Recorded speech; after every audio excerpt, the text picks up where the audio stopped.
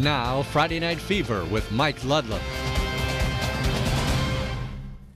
Good evening, everyone. What a way to start week one of the high school football season. The usual matchup in the Mid-Peninsula Conference. Your defending Division 7 state champion Ishpeming Hematites traveling down to the Yellow Walls of Iron Mountain to take on a Mountaineers team we think is going to be pretty good this season. You're watching Friday Night Fever on TV6. And it didn't take long for things to get started in this one. Everybody's jumping up and down, ready to go. Hematites just 4 minutes in. Oh, a little reverse action to Isaac Olson. And Isaac is going to get a sideline to himself, and he will pour it into the end zone. No good on the two-point try. 6-0 Ishpeming. Mountaineers tied it. Ishpeming added a touchdown, but Iron Mountain would take the lead on this 2-yard score by Gavin Wright. 13-12 Mountaineers. And Iron Mountain would continue the offensive onslaught as Aaron Bolo will fade back, threads the needle. Josh Tucker on the receiving end, and he breaks the tackle and goes in for the touchdown. Extra point good, 20-12 Mountaineers. But Ishpeming says, hold on fans, not so fast. Olson gets the ball again. This one will go in from 15 yards out. 20-18, Hematites trail by 2. To the second half, Mountaineers answer on their first offensive play. Josh Tucker, it takes a while to find him, but when we do, there he goes. Iron Mountain leads 27-18. Ishpeming added an oh-by-the-way touchdown very late, but Iron Mountain wins for the first time in 5 years over the Hematites by the count of 35-24. Well, I'm so happy for all 28 of our kids, our entire program. It was a great win. We knew it was going to be a four-quarter war when it comes down to making plays, and I can name about 6-7 kids off the top of my head that made a play. Obviously, Josh Tucker, Carson Wonders, Aaron Bolo, Gavin Wright, Parker Swartout, Charlie Gerhard, all of our playmakers. Everyone took a turn making a play tonight, and that's why you win football games. I'm feeling great. I'm happy for this team. We came up with some big plays at good times, and it's critical, and we're just happy because they've had a great program for the longest time, and this is the first time since 2011, I believe, that we've beat them. First time since 2008 at home, and I'm just happy it's with this group of guys. We're feeling great. There's going to be a pretty big celebration here in the locker room in about 5 minutes, and I'm really looking forward to it. So the Mountaineers start the season 1-0, and we'll see how long they can keep it going. Ishpeming, it won't take much for the Hematites to bounce back. These teams are definitely going to be playoff bound this year. Meanwhile, at Gladstone, the Gwinn Model Towners taking on the Braves, and hello to Marlon Moton, 5-yard touchdown, 22-0 Model Towners, second quarter with 8:13 left. Still second quarter, Chris Bosworth breaking tackles. He finds the sideline to his good use, and that's for 37 yards and a touchdown. A Hunter Bachman two-pointer made it 30-0 Gwinn. They don't have many players, but boy, they are pretty darn tough. Third quarter, Ben Schwalbach finds Jared Demuse for this 9-yard touchdown, but Gwinn goes on to win 36-16. Meanwhile, the warmest place tonight probably was the Superior Dome. Marquette against Traverse City St. Francis. Marquette leads 7-6, second quarter, 4th and goal from the 1, and Jackson Ostrowski ran into all kinds of trouble. Peter McAndrews and a few others spoiled hopes for a touchdown.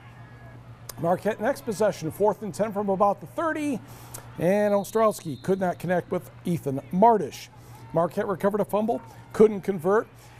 St. Francis's Gabe Callery went 58 yards with a run, and that set up Joey Muslakovich breaking the tackle, scoring from 29, 14-7 Gladiators at the half to the third. And here comes Gabe Callery this time. He finds an opening on the near side, and you'll notice the only person that could have tackled him was the official. 34 yards for the score. Extra point was blocked. No big deal. St. Francis went on to win this one 40-14. To the scoreboard, where Kingsherd's offense kind of grounded itself tonight, just couldn't get going. West Superior winner 9-0. It was Negaunee cruising past Manistee 49-7. Norway bounces back. They were behind early but beat Northern Elite 29-13. And Chautauqua, Wisconsin blanks Westwood 35-0. Good ball game in Baraga County. Houghton edges Lance 30-26. And Calumet, nice defensive battle. Copper Kings with the shutout as well, 14-0 over Northland Pines. Let's go to McAfee Field. Hancock hosting Lakeland and Hubble. First quarter on the 27. Brendan Middleton will take the ball, and he's going to finally get tackled, but after positive yardage on the 28. Fourth down Lakes, and the next thing you know, that's going to be a touchdown. And Lakeland and Hubble is on the board. But the Bulldogs will do some damage as well, as they will get a pass play to connect here, and that will be good for some yards. The big play of the night, though, was at halftime. Hancock honored varsity players from the 1940s, 50s, and 60s. The ceremony helped increase attendance for the game and raise money for new football equipment. Okay, we're now in Hurley, or we're in Ironwood. Hurley against Ironwood, and the Red Devils having trouble getting going, but the Midgets would not have such a problem as the quarterback turns the corner. Isaac DiCarlo gaining yards here. Iron Mountain trying to run the option. Parker Wilson with some positive yards, but Hurley was just too much in this one. Touchdown here by Chris Blues, and the Midgets went on to win by the score of 37-0. Meanwhile, North Dickinson entertaining Florence. That's Devin Wagner for a touchdown for the Nordics. Florence gets going too, as Jay Wallstrom will find a path to the outside, and he is going to break into the end zone. Bobcats would go for the two-point conversion. Nathan Kruger is going to find Jay Wallstrom right in front of us. Ooh, very nice catch. Pretty good coverage too. And North Dickinson, though, Garrett O'Neill will get a good game, and the Nordics would go on to win this one 36-8. Back to the numbers. Park River Harris in the win column over Plainfield Tri-County, Wisconsin 38-6. Newberry defeated Harbor Springs 47-14. Let's go to 8-man football.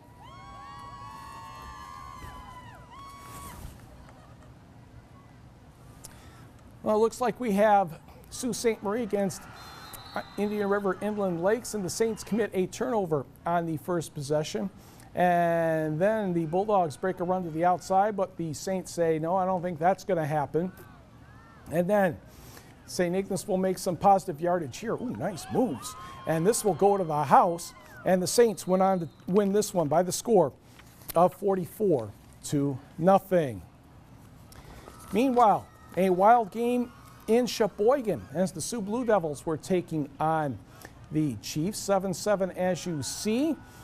Sault Ste. Marie looking for some yardage, and the quarterback is going to end up not getting any. So he tries again, dodges one. Sheboygan defense apparently pretty tough. And as you can tell, Sault Ste. Marie trying to fake punt, and that would work. This game ended up going into overtime, and by the time all was said and done, Sault Ste. Marie had better defense and went on to win 13-7. Now let's go to 8-man football. Forest Park in white against Rapid River. This is Dan Nasserini. Dan Nasserini, doesn't matter if he plays 11-man football, 8-man football, he's pretty darn good. He is taken down by Gavin Harris. That sets up a touchdown run by probably Dan Nasserini. Yes, you would be absolutely correct. All in all, he ended up with a bunch of yards. We'll tell you about that in a minute. Austin Wickland, a touchdown catch here to Hardwick. And on the kickoff, the Rockets are going to get a very good return from Austin Wickland, as he is going to do a leap and take it all the way to the end zone to tie the score. But Mr. Nasserini ended up with 413 yards and 7 touchdowns, and Forest Park went on to win 64-22.